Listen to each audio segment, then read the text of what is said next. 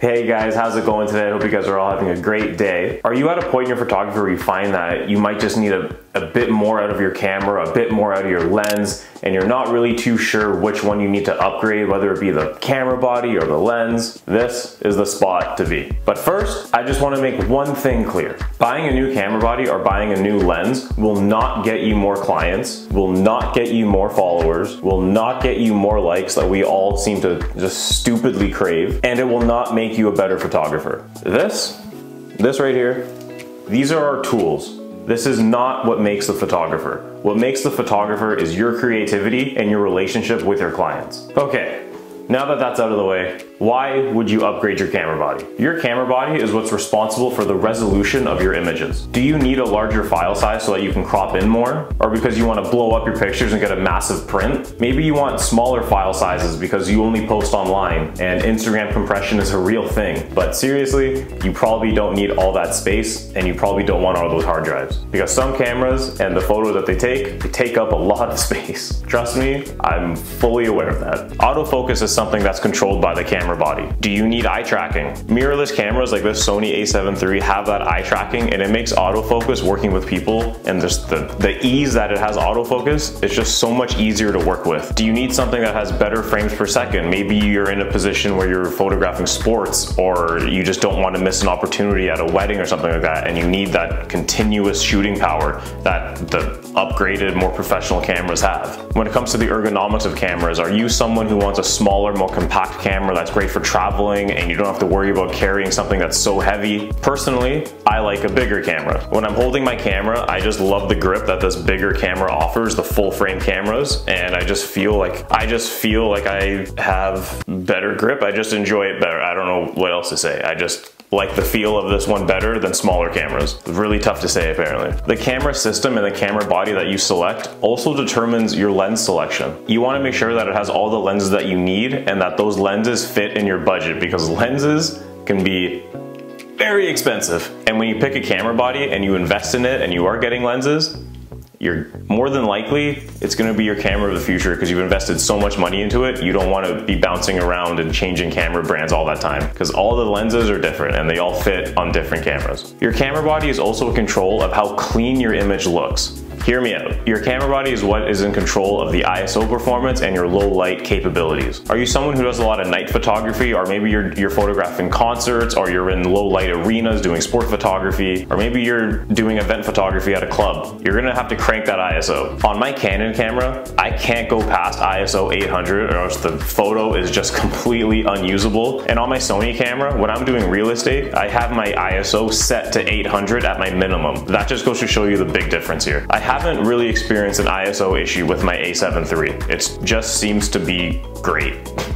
Lastly, it's the video capabilities. This is gonna come down to better quality, even just going from 1080p to 4K to 8K. You're gonna have better autofocus and the color grading that you can do with the footage, you're gonna get a bit more out of it. So if none of those reasons did it for you, let's talk about lenses. Are you just looking for that sharper, crisper image? That's gonna be your lens. Lenses have different sharpness, and that's gonna affect your image quality. Typically, the more expensive, the better glass, and then the better image. If you've ever seen those portraits with those dreamy, creamy bokeh balls in the back, that's all going to be controlled by the lens and how they look. Different lenses produce different bokeh, so find the one that you like. Chromatic aberration is also something to think about when you're talking about lenses. Have you ever taken a photo, typically on like a backlit photo of a person where like the sun might be behind them, and then around their clothes they get this halo and it's like this purple or red or orange weird looking color, and it's just like it's on the fringing of their clothes? That's chromatic aberration, and it sucks. When you start upgrading your lenses, you start to notice that really doesn't happen anymore. There are tools in Lightroom that you can use to get rid of it, but if it's just not there in the first place, that's a lot easier to deal with. And of course, probably the most important thing, the thing that you've been waiting to hear about, it's the focal length. If your current lens is stopping you or limiting you from what you can achieve, then you probably need a new focal length, and you're gonna wanna add a lens to your camera bag. Do you wanna start exploring with a more wider look, or do you wanna get into a new genre such as real estate where you need a wider lens? Or do you want a more compressed look when you start looking at telephoto lenses, maybe starting with an 85 and then getting even more compressed with a 135, a 105, a 70 to 200. All these different different focal lengths produce different style of imaging. And honestly, if you get a new focal length, it can add just more creativity to your bag. And then do you want to get a prime lens where it's just one focal length at a time, or do you need something that has zoom capabilities because maybe you're doing sports and it's very fast paced and you don't have time to switch lenses? Now, before we get to anything else, I did just want to touch on one thing, and that's going to be where the lens and the camera body meet and how they work together. Autofocus is one of those things where the lens and the camera body are going to have to be in sync and work together. You can have the best camera body with the best autofocus, but if your lens has terrible autofocus motors, it's just not a good partnership. It's gonna be slow no matter what. It doesn't matter that the camera body has the best autofocus. If the lens has bad motors and they're just slow, it's gonna be slow. Just to show you guys an example of a slow motor.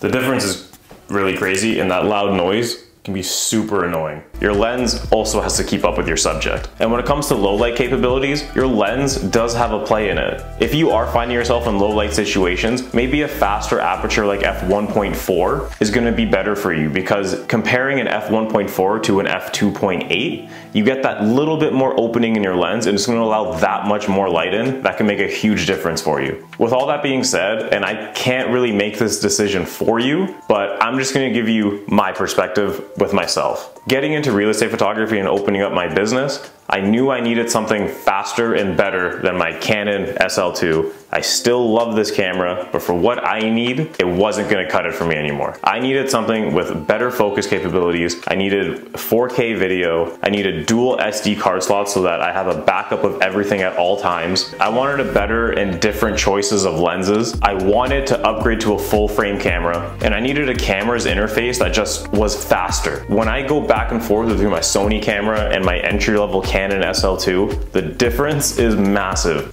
I find that when I'm on my Sony camera, everything happens so rapid. When I press a button, when I want to get back into shooting, if I'm at the menu system and then something happens, I click the shutter button and instantly I am back taking photos. With my Canon camera, sometimes it feels like it can take like 10 seconds, and that's just way too long. And I say all this because now that I have my Sony a7 III, even though it's an older camera, I'm gonna have this camera for a really, really long time. And I know that. Unless something drastic changes, this is gonna be my camera body for a long time. So now I'm just gonna focus on my lenses. And even when I'm making YouTube videos, I find that my Canon SL2 with its kit lens works phenomenal. I have no need to upgrade this camera. The quality of it, I think, is great. Yes, it only does 1080p, but I don't think I need any more than that. Now I'm just gonna throw in some tidbits. When I got started in photography, my Canon SL2 with its kit lens was everything I needed for so long. I had no reason to buy a different lens until like a year later, because I was just so new to it and I just wanted to learn, and the kit lens is great, and I still use this lens today,